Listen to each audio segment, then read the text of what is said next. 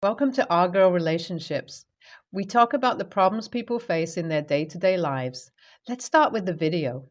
I've been married to my wife for 11 years now, and never in my life did I imagine I'll be thinking of getting a divorce at the age of 54.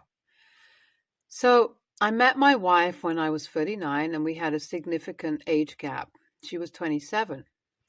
At the time, and it didn't really matter because I've always believed in the philosophy that age is just a number and feelings transcend everything else.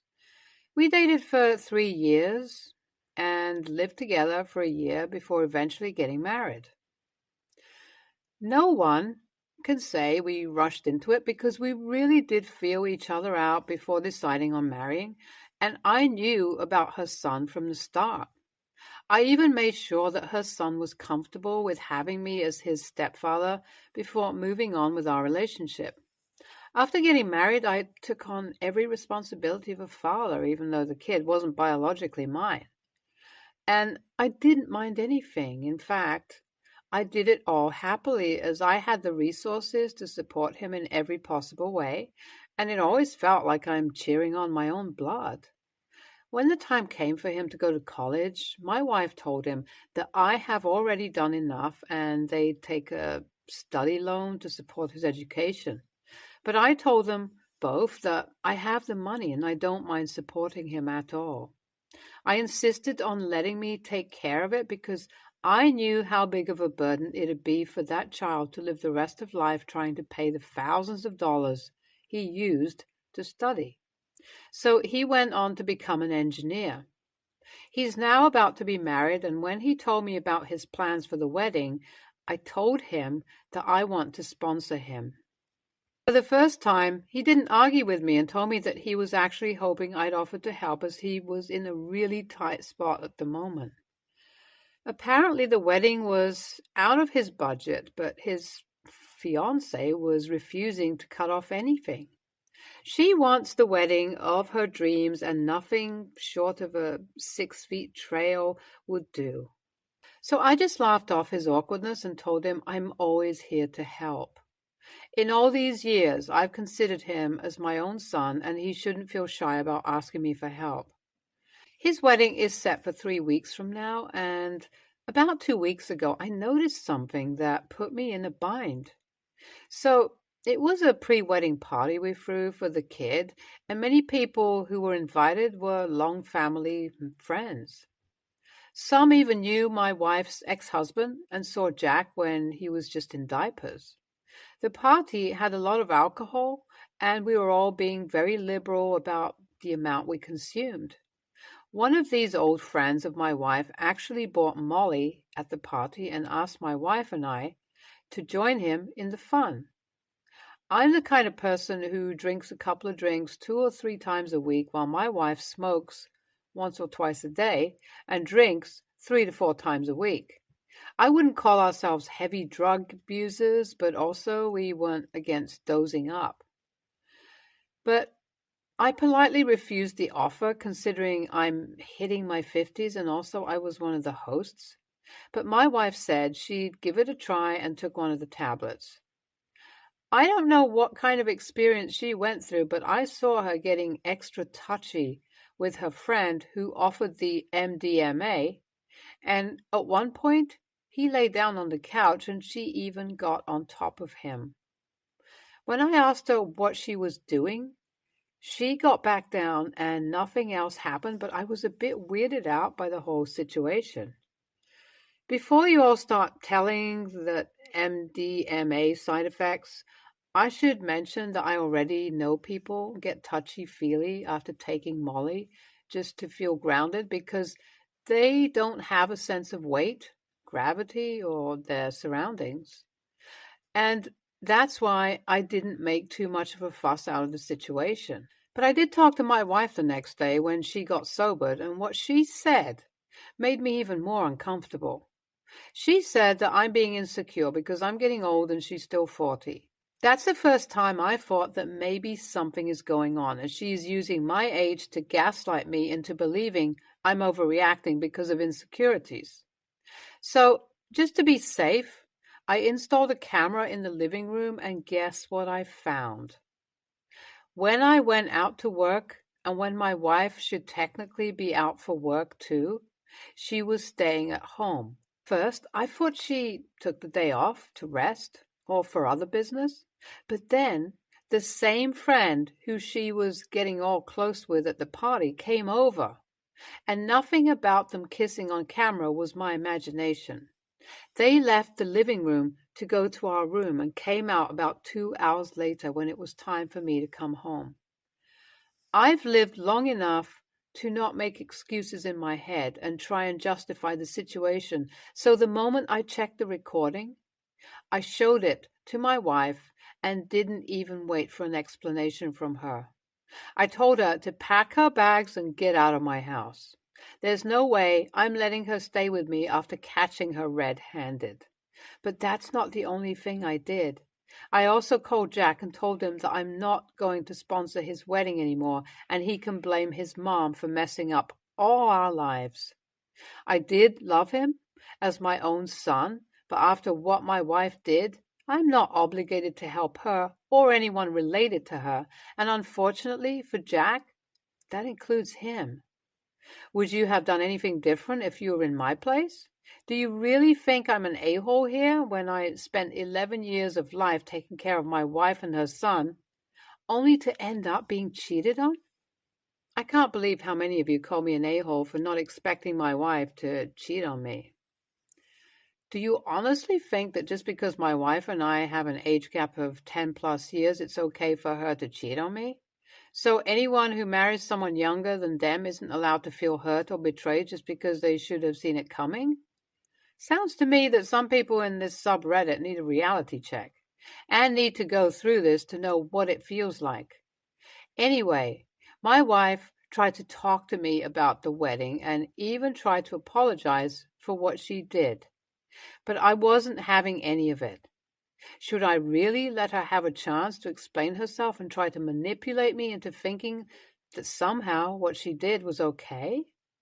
If she was having issues in our marriage, she could have talked to me. Maybe we would have discussed it and come up with a solution. But she chose to go outside and seek things someplace else, and even had the nerve to lie to my face and use my age as a selling point for her lie. There's no forgiving that, and I know for a fact that whatever she has to say wouldn't make it any better. So I blocked her from everywhere. The only thing she'd be getting from me now are the divorce papers. Jack came over to my house today, and I knew that it wasn't his fault that his mom turned out to be a lying cheater. So I let him in, and we sat down to talk about our situation. He told me straight away that he isn't supporting his mom for what she did, and they've been fighting about it a lot too. He said that he's been thinking about uninviting her to the wedding because if it came down to choosing between her and me, he wants me to be there. He said that even though I came into his life a bit late, the memories we shared were the best part of his life, and he thinks of me as his real dad. He's just as much hurt as me because of his mom, and he wanted me to know that he's on my side. He also said that I shouldn't think that he said all that stuff just so I'd reconsider sponsoring his lavish wedding, because he meant every word he said. I was moved by his words and expected that what I did was a bit over the line, and I shouldn't have been so dramatic.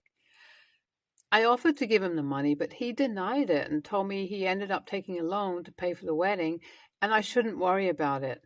He made me promise that I'd attend his wedding and then left the house. It's in a week, and I'm conflicted if I want him to uninvite his mom or just go let her be.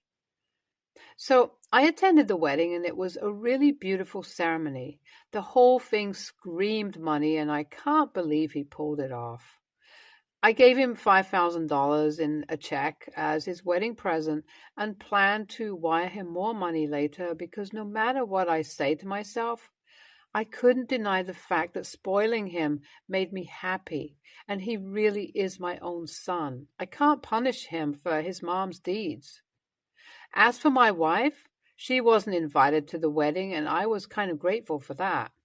I have filed for divorce and I'm hoping to hear from my lawyer soon enough about the proceedings. It would have been really awkward if she was here, and we met because there was no telling what I would have said or done. I'm single again, and it's not as fun as people make it out to be. My divorce was finalized, and thankfully, it was easy enough as she agreed for mutual settlement. I didn't look for any paybacks for what she did. I don't want to waste even one more second of my life on her, as I think my time is limited. I'm planning to go on a vacation soon, just to put this whole thing behind me and not live in regret. NTA, I don't think you're the a-hole. If I had to sacrifice almost a decade of my life just to find out my spouse is a cheater, I'd be pretty pissed too. YTA, it was all good until you told me you decided not to sponsor the son's wedding. It's not the kid's fault that your wife likes another man.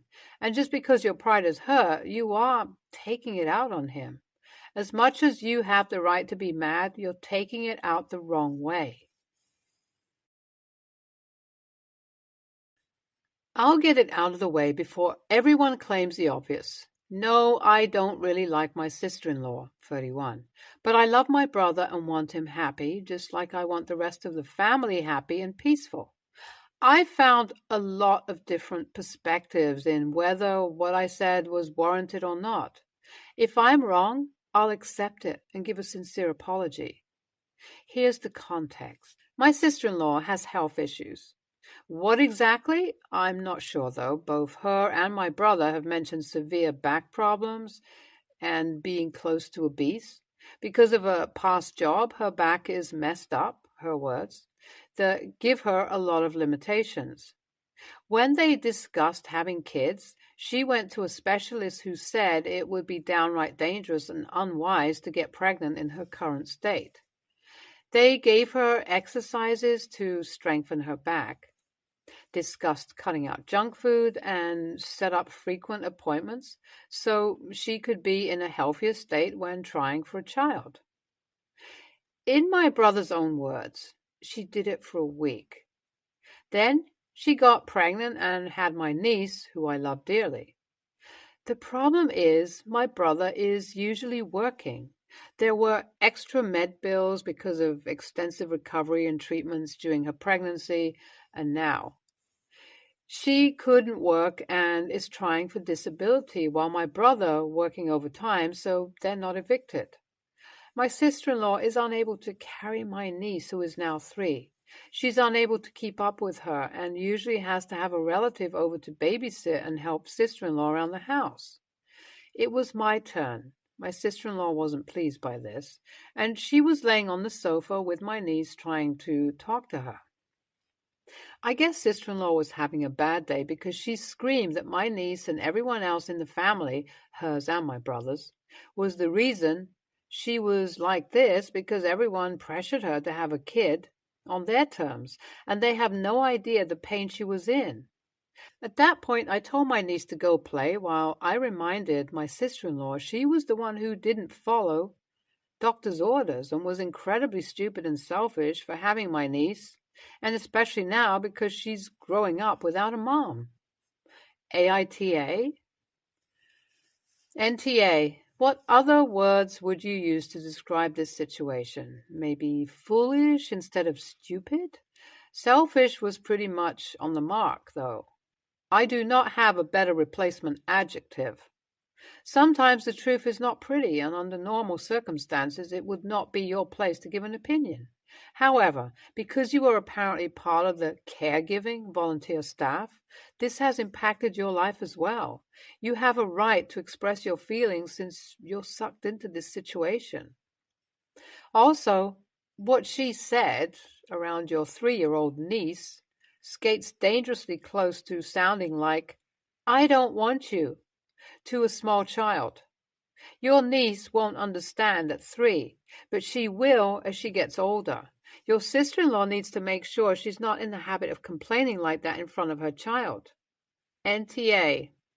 The one who will suffer here is your niece. She was a wanted child. As you said, both sister-in-law and brother were eager to conceive. But now she has become an unwanted child by what seems to be everyone, you, sister-in-law, family, and possibly brother. She is the main sufferer. Not your sister-in-law and not you or your family. She will grow up without two active parents and honestly, without daily help with all of you all. I don't know how she would be taken care of. If she can't pick up her 3-year-old daughter, then she can't likely care for her either. This sounds like a potentially dangerous situation for your niece. And also, now you all are hooked into for life to take care of this child. This may limit your future, as you may feel obligated to care for this child as it is your own. If she could only follow the health regimen suggested by her doctor for a week, she likely only took her birth control for a week as well. If she had such a bad back injury, how the hell was she having sex? That sounds painful as hell. Also, how were they protecting against pregnancy before? Why wouldn't they have just continued that? Anyway, people have to be accountable for their own actions and take responsibility. Sounds like she may not be taking responsibility. Some back pain can be relieved from losing weight.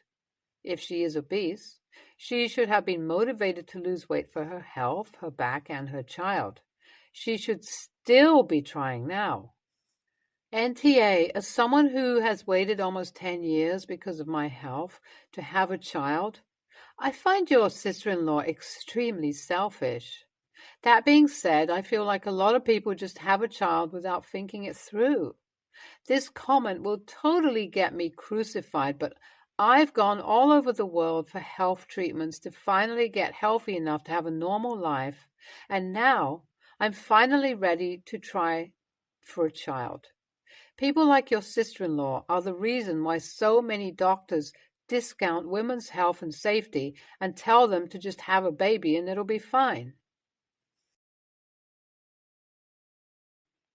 My husband, 36 male, and I, 34 male, have been married for 5 years together, for 10. We have a 4-year-old boy of our own, and husband has a 15-year-old son from a previous relationship.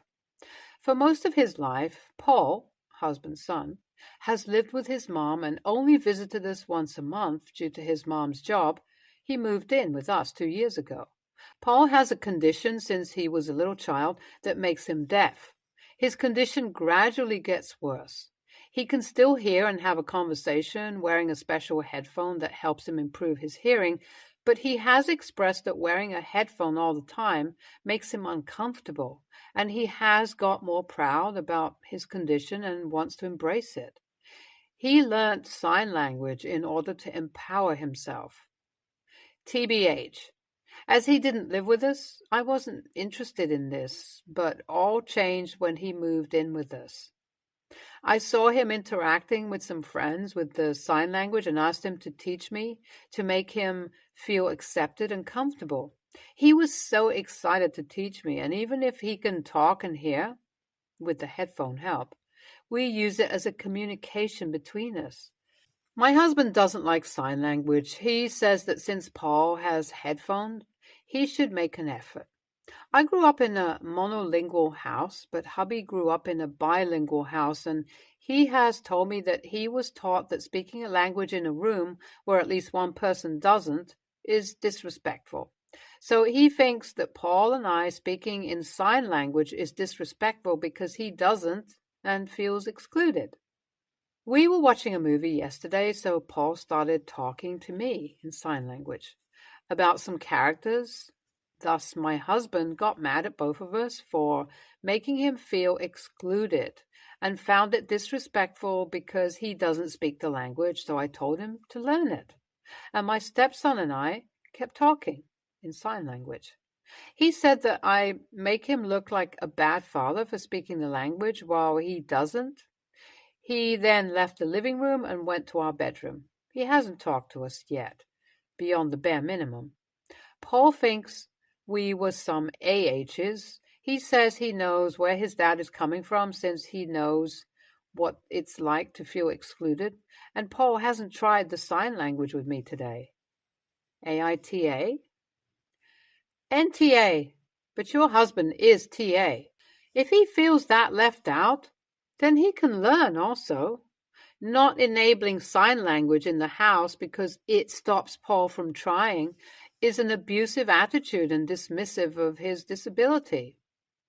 Your husband needs a stern talking to because he is acting horribly here. Colorectal surgeon, 32.